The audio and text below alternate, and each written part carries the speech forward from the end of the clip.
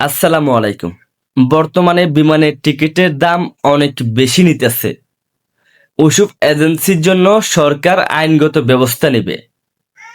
যারা নতুন করে বিমানের টিকিট কাটবেন, অবশ্যই যেসব এজেন্সি বিমানের টিকিট কাটবে, ওইখানে এজেন্সির নাম থাকতে হবে, ঠিকানা থাকতে হবে, এজেন্সির লাইসেন্স করা নম্বর থাকতে হবে।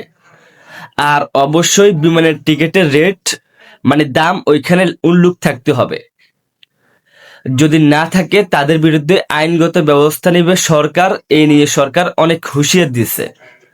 তাই অবশ্যই যেসব এজেন্সি বর্তমানে আমাদের শ্রমিক ভাইদের থেকে টাকা বেশি তো যেসব এজেন্সি বর্তমানে টিকিটের দাম বেশি নিতেছেন, ওসব এজেন্সির বিরুদ্ধে আইনগত ব্যবস্থা নেবে সরকার। সরকার ডাইরেক্ট বলছে তাদের বিরুদ্ধে আইনগত ব্যবস্থা নেবে, তাদের লাইসেন্স বাতিল করে দিবে, তাদেরকে জরিমানা করা হবে। তো যারা অবশ্যই এখন নতুন করে সৌদি আরবে যাবেন, যাদের ফ্লাইট হওয়ার গনাইছে, যাদের ফ্লাইট হয়ে গেছে, অবশ্যই আপনি যাচাই বাছাই করবেন আপনার থেকে টিকিটের দাম বেশি নিচ্ছে কিনা। যদি বেশি নেয়, অবশ্যই আপনি সরকারকে জানাতে পারবেন, আপনি তার বিরুদ্ধে মামলা করতে পারবেন। তো এখন পর্যন্ত যারা বিমানের টিকিট কাটেন নাই না, তবে কাটবেন, অবশ্যই যাচাই বাছাই করে কাটবেন। বর্তমানে কিন্তু অনেক বেশি নিতে আছে বিমানের টিকিট।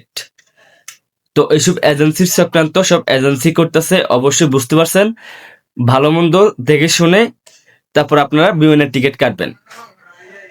তো বন্ধুরা, আজকের মতন এই পর্যন্ত। পরবর্তী আপডেটের জন্য অবশ্যই আমাদের ইউটিউব চ্যানেলের পাশেই থাকবেন। তো আল্লাহ হাফেজ।